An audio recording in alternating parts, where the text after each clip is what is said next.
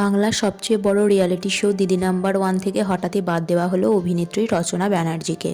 এই খবর শুনে হতবাক টলিপাড়া এবং তার ফ্যানেরা। কেন হঠাৎ করে চ্যানেল থেকে এমন সিদ্ধান্ত নেওয়া হলো কেউ বুঝে উঠতে পারছে না। যদিও এই বিষয়টি নিয়ে ইতিমধ্যেই সৃষ্টি হয়েছে বিবাদ।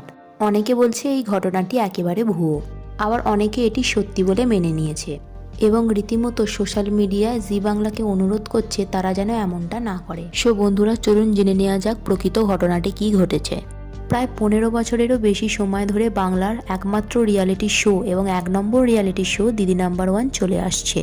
এই শোয়ের সঞ্চালনার দায়িত্ব রচনা ব্যানার্জি সহ অভিনেত্রী দেবশ্রী রায় ও ইন্দ্রাণী হালদারও পালন করেছেন।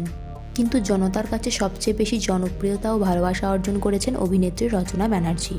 দিদি নাম্বার ওয়ানের সঞ্চালনায় তাকেই দেখতে অভ্যস্ত তারা, তাই হঠাৎ করে এমন একটা খবর সামনে আসায় তারা হতবাক হয়ে পড়েছে। সম্প্রতি লোকসভার ভোটের হুগলি থেকে তৃণমূলের প্রার্থী হয়ে দাঁড়িয়েছেন অভিনেত্রী। প্রায় সারাদিন ভোটের প্রচারের কাজে ব্যস্ত থাকছেন তিনি। রাস্তায় এবং পাড়ায় পাড়ায় তাকে ঘুরতে দেখা যাচ্ছে। রীতিমতো মজা করতে করতে ভোট প্রচার করে চলেছেন তিনি। এখান থেকেই শুরু হয়েছে এই খবরের সূত্রপাত। অনেকে মনে করছেন এই ব্যস্ততার কারণেই তিনি দিদি নাম্বার ওয়ানের সঞ্চালনার দায়িত্ব ত্যাগ করেছেন।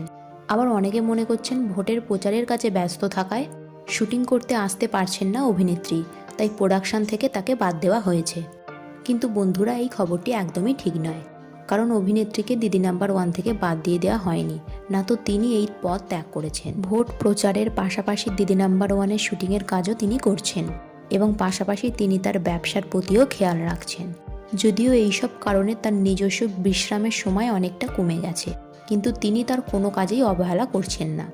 ভোট প্রচার, শুটিং এবং বিজনেস এই তিনটেকেই সমানভাবে এগিয়ে নিয়ে যাচ্ছেন তিনি। সো বন্ধুরা, আপনাদের চিন্তা করার কিছুই নেই। আপনাদের প্রিয় সঞ্চালিকা সবসময় আপনাদের সাথেই থাকবেন। এই বিষয়ে আপনাদের বক্তব্য কি নিজে কমেন্ট সেকশানে জানাতে পারেন। ভিডিওটি ভালো লেগে থাকলে লাইক এবং শেয়ার করবেন, আর এই ধরনের নতুন ভিডিও দেখার জন্য চ্যানেলটিকে সাবস্ক্রাইব করে নেবেন।